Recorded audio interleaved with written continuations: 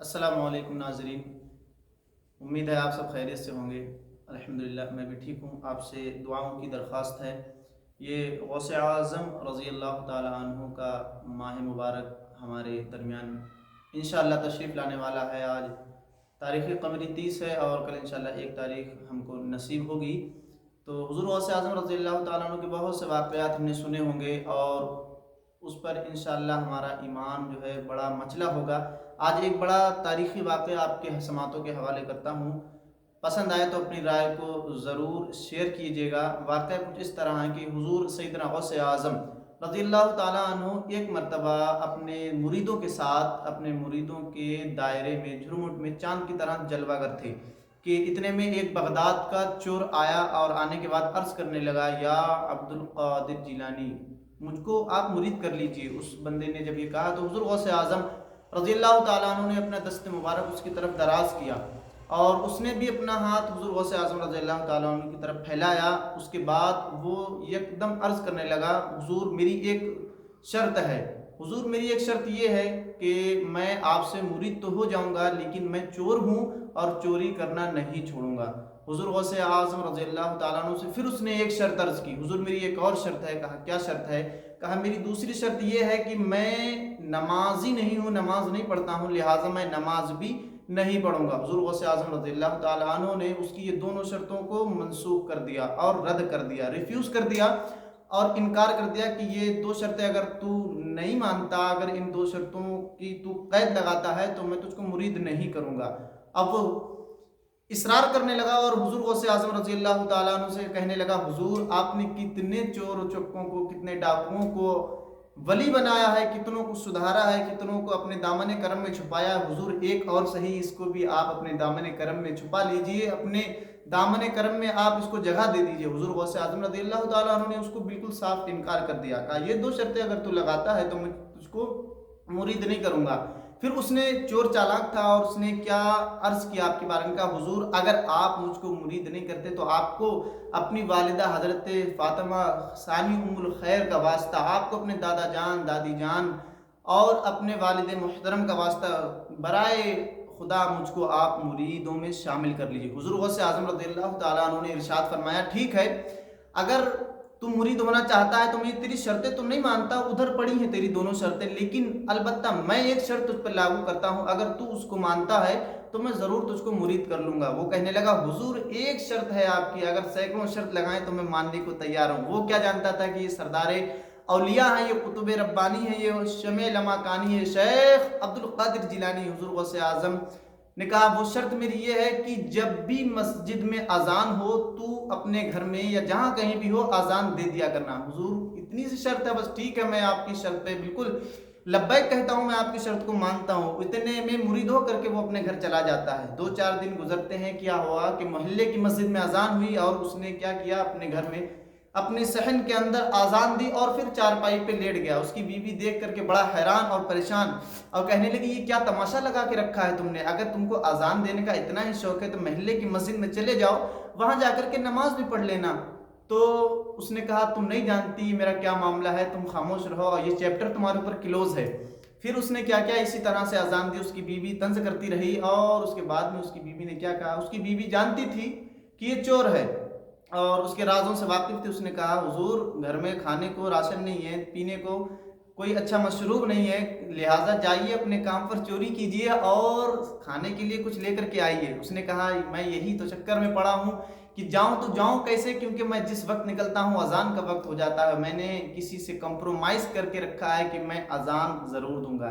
لہٰذا وہ سوچتا ہے، سوچنے کے بعد عشاء اور فجر کے درمیان کافی گیپ ملتا ہے، اس درمیان اس نے سوچا کہ میں عشاء کی اذان دے کر کے چوری کرنے جاؤں گا اور فجر تک میں واپس آ جاؤں گا بآسانی، کیونکہ اتنا طویل وقت کا موقع مجھے میسر آ رہا ہے۔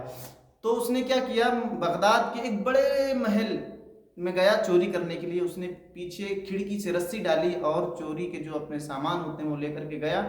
اس محل میں جا کر کے اسی کمرے میں گیا جس میں چوری کرنا تھی، اس کو مال و زر تھا، اس کمرے کے اندر اس نے اکٹھا کیا، کیونکہ زیورات تھے، زیورات کوئی بھوسا یا کوڑا کرکٹ یا اور کوئی لکڑی وغیرہ کا سامان نہیں ہے جو ٹھوس ٹھوس کے یا الٹی طریقے سے بے ترتیب سے دھر لیا جائے، اس نے بڑا سنبھال کے اٹھاتا اور دھرتا، بڑا طے بنا کر کے اتنے میں وقت کافی گزرا کہ اب اس نے جب اپنے من بھر کے رج کے چوری کر لی، چوری کرنے کے بعد اب وہ اس محل کے صحن سے نکلنے کی کوشش کر رہا تھا، اتنے میں کیا دیکھتا ہے، اللہ، وقت ہو گیا اذان کا۔ اب وعدہ کس سے کیا تھا؟ حضور شیخ عبد القادر جیلانی رضی اللہ تعالیٰ عنہ سے وعدہ کر کے رکھا تھا، کمپرومائز تھا، تو اس نے حضور صلی اللہ تعالیٰ علیہ وسلم، حضور غوث اعظم رضی اللہ تعالیٰ عنہ سے وعدہ کیا تھا، تو اب اس صحن میں کھڑے ہو کر کے اذان دینا شروع کر دی۔ اللہ اکبر، اب اذان دینا شروع کر دی تو کیا دیکھتا ہے کہ محل کے جتنے بھی باشندے یعنی اس میں رہنے والے تھے وہ سب جاگ گئے، اور جاگنے کے بعد اس نے دیکھا کہ محل کے سارے لوگ جاگ گئے۔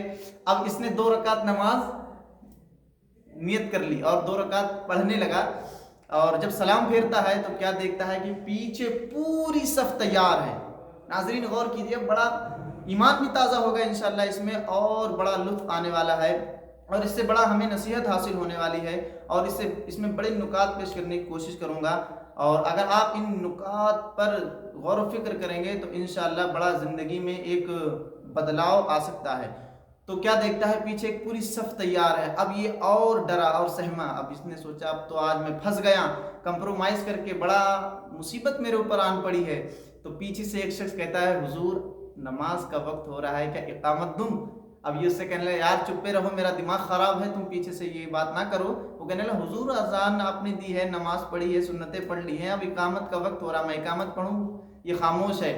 پھر ایک بار وہ بولا، حضور کیا اقامت دوں؟ سورج نکلنے کو آیا ہے۔ اب یہ بڑا پریشان ہے، اور حضور سیدنا غوث اعظم رضی اللہ تعالیٰ عنہ جو اپنے مریدوں کے درمیان جلوہ گر تھے، اور اس معاملے کو، اس واقعے کو ملاحظہ فرما رہے تھے اپنے حجرے کے اندر، اور مسکرائے، ایک دم مسکرائے۔ تو آپ کے مریدوں نے دیکھا کہ میرے شیخ مسکرا رہے ہیں، آخر وجہ کیا ہے؟ آپ نے حضور غوث اعظم رضی اللہ تعالیٰ عنہ سے آپ کے مریدوں نے عرض کی، حضور کیا بات ہے، آپ مسکرا رہے ہیں؟ کہا، مسکرا اس لیے رہا ہوں کہ وہ جو مجھ سے مرید ہونے کے لیے آیا تھا آج وہ پھنس گیا ہے۔ تو مریدوں نے عرض کی، حضور پھنس گیا ہے تو بچا لیجیے گا، بچ جائے گا لیکن ابھی فی الحال پھنسا ہوا ہے۔ پھر سے وہ پیچھے سے کہتا ہے، حضور کیا اقامت دوں؟ اب پھنستا نا تو کیا کرتا؟ تو اس نے کہا، ٹھیک ہے اقامت پڑھیے۔ نماز پڑھائی، نماز پڑھانے کے بعد میں جب سلام پھیرا، اس کے بعد میں وہ لوگ ایک دم اس سے اپنی عقیدت کا اظہار کرنے لگے، حضور آپ کے طلبوں کا غسالہ مل جاتا، آپ کے کوئی جبہ چوم رہا تھا، کوئی اس کے ہاتھوں کی دستبوسی کر رہا تھا، کوئی ہاتھ چوم رہا تھا، کوئی پیر چوم رہا تھا، اتنی عقیدت سے لوگ اس کو مطلب احترام سے، ادب احترام سے اس کو پروٹوکول دیا جا رہا تھا۔ تو وہ بندہ کہتا ہے، ابے تم لوگ پاگل ہو گئے ہو کیا؟ میں ایک چور ہوں، اس چور کو اتنا ادب، اتنا کیوں پروٹوکول دیا جا رہا ہے؟ میں ایک چور ہوں، تمہارے گھر میں چوری کرنے کے لیے۔ وہ کہنے لگے، حضور ہر اللہ کا ولی ایسے ہی اپنی ولایت کو چھپاتا ہے، آپ اللہ کے بہت بڑے ولی ہیں، آپ کے آنے سے ہماری مصیبتیں دور ہو جائیں گی۔ اس طرح کے جملے وہ لوگ کہنے لگے۔ پھر اس نے کہا، میں واقعی چور ہوں، اور یہ دیکھو میں نے تمہارا مال و زر چرایا ہے، اس بورے کے اندر دیکھو۔ ان لوگوں نے دیکھا، واقعی سونا چاندی زیورات تھے۔ تو ان لوگوں نے کہا، حضور آپ کی یہ کرامت ہے جو آپ نے اس زیورات کے ذریعے چھپا کے رکھی ہوئی ہے، چوری کا پردہ ڈال رکھا ہے اپنی ولایت پر۔ وہ کہنے لگا، آج تو میں پھنس گیا۔ حضور غوث اعظم رضی اللہ تعالیٰ عنہ کے روضے مبارک کی طرف، جملے پہ غور کیجئے گا، روضے مبارک کی طرف اپنے نگاہیں کرتا ہے، بڑی امیدی کے ساتھ اس کے آنسو نکلنے لگتے ہیں، زار و قطار رونے لگتا ہے۔ حضور غوث اعظم کے حجرے کی طرف قدم بڑھاتا ہے اور عرض کرتا ہے، مان گیا شیخ عبد القادر، مان گیا، مان گیا شیخ عبد القادر، مان گیا، مان گیا میرے پیر و مرشد، مان گیا۔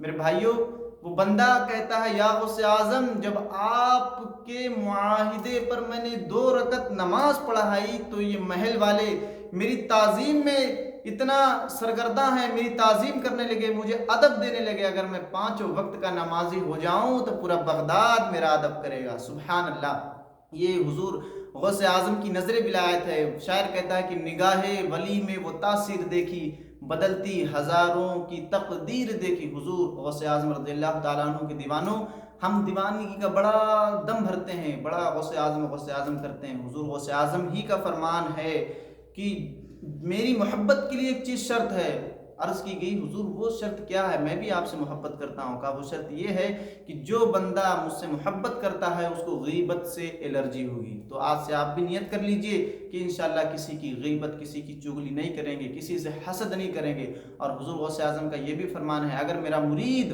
مشرق میں ہوا وہ مجھے مغرب میں پکارے تو میں اس کی دستگیری کرتا ہوں. حضور غوث اعظم کا یہ بھی فرمان ہے کہ اگر بے نمازی مر جائے تو اس کو مسلمانوں کے قبرستان میں دفن نہ کیا جائے. تو ہم غوث اعظم کے ماننے والے ہیں، ہم قادری فقیر ہیں، ہم کو چاہیے کہ حضور غوث اعظم رضی اللہ تعالیٰ عنہ کے فرامین پر عمل کریں، نماز پنجگانہ کی عادت ڈالیں، جھوٹ سے بچیں، غیبت سے بچیں، مومنوں کا جو ہے حق ان کا ادا کریں، اپنے پڑوسیوں کا حق ادا کریں، والدین کی فرما برداری کریں اور تمام تر گناہوں سے پرہیز کریں، نیکیوں بھری زندگی گزاریں. کیونکہ طویل زندگی نیکیوں والی زندگی، طویل نیکیوں والی زندگی بہت بہتر ہے اور طویل برائیوں والی زندگی بہت بری اور ہمارے لیے آفت جان بن سکتی ہے. السلام علیکم ورحمۃ اللہ تعالیٰ وبرکاتہ. اگر ویڈیو پسند آئی ہو تو اس ویڈیو کو لائک، شیئر اور اپنی کمنٹ میں رائے ضرور دیجیے گا. لبیک لبیک یا رسول اللہ.